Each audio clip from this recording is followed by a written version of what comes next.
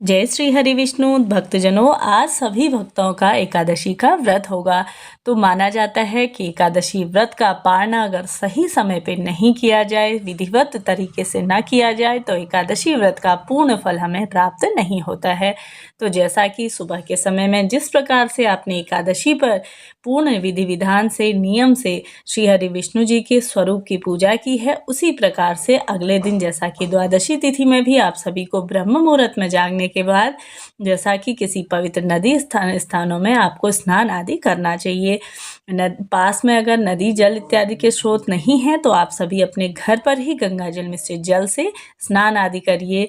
इसके बाद सूर्यदेव को अर्घ्य देने के बाद आप सभी को अपने घर के मंदिर में श्री हरि विष्णु जी का विधि विधान से उनके जैसा कि बाल स्वरूप जो भी आपके घर में लड्डू गोपाल स्वरूप हैं उनका पूजन करिए। नहीं तो जो भी फोटो प्रतिमा जो आपने आज पूजन किया है उसी प्रकार से आप सभी को कल भी, यानी कि माना जाता है कि जिस प्रकार से आपको शंख में दूध भर के आप सभी को श्री हरि विष्णु जी का स्नान कराना चाहिए और साथ ही सरल से मंत्र ओम नमो भगवते वासुदेवाय नमः इस सरल से मंत्र का जाप करें, या साथ ही श्री कृष्णाय वासुदेवाय नमः या श्री कृष्णाय हरे परमात्मने प्रतः कलेशनाशाय गोविंदाय नमो नमः इस तरह से सरल से मंत्र का जाप करते हुए आप सभी को शुद्ध और सात्विक भोजन बना लेना है।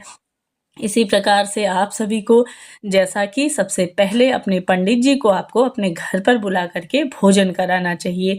भोग लगाने के बाद आप उन्हें भोजन कराइए। इसके बाद जैसा कि अगर ना करा पाने की स्थिति में जैसे पंडित जी को आप भोजन नहीं करा सकते तो आप सभी उनके निवृत्त एक समय का सूखा कच्चा अनाज ही से ही उनके घर पर आपको भिजवाना चाहिए। साथ ही एक अंश गौ माता जी को खिलाइए और इसके बाद जो भी आपने भोग स्वरूप में लगाया है उसे अपने पूरे घर पर सभी भक्तजनों को वितरित कीजिए और खुद भी उसी प्रसाद को ग्रहण करके अपना व्रत खोलिए।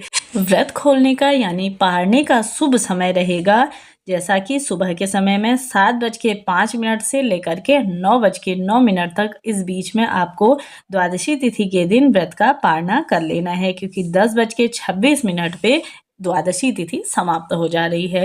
तो इस प्रकार के नियमों से आप सभी अपनी द्वादशी तिथि का व्रत का पारना इस दिन कर सकते हैं। साथ ही साथ जैसा कि इस दिन आप सभी को शुद्ध सात्विक भोजन बनाना है। सात्विक भोजन में आप सभी को जैसा कि खीर इत्यादि बना के आप भोग लगा सकते हैं। चावल की खीर द्वादशी तिथि में बना सकते हैं, पूड़ी इत्यादि जो भी आपसे बन पाए। और साथ ही आप सभी को दान दक्षिणा इत्यादि अवश्य देनी चाहिए, जितनी भी आपकी क्षमता हो। गरीबों को, जो भी ज़रूरतमंद हैं, जैसा कि मौसम के अकॉर्डिंग आप दे सकते हैं, या साथ ही साथ आप सभी अन्नदान अवश्य से ही करिए, क्योंकि माना जाता है कि अन्नदान महादान है। इसके साथ ही सुबह 6 बजे तक तो जैसा कि हरिवासर का समय रहेगा, तो आप सभी 6 बजे के बाद ही इस बीच में आप सभी को अपना व्रत का पालना करना है, क्योंकि हरिवासर के समय आपको कभी भी अपने व्रत का पालना नहीं करना चाहिए। साथ ही साथ जो भी आपसे बन पाए दान दक्षिणा अवश्य से दें।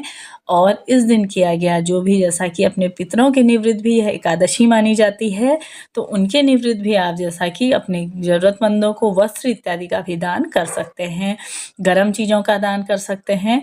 और साथ ही आप सभी, माना जाता है कि द्वादशी तिथि पे माता तुलसी की भी कथा अवश्य से सुननी चाहिए। मेरे चैनल पे आप सभी के लिए कथा डाल दी जाएगी, उसे सुनिए और अपने जीवन को सुखमय और सार्थक बनाइए। मिलते हैं नेक्स्ट वीडियो में, तब तक के लिए नमस्कार।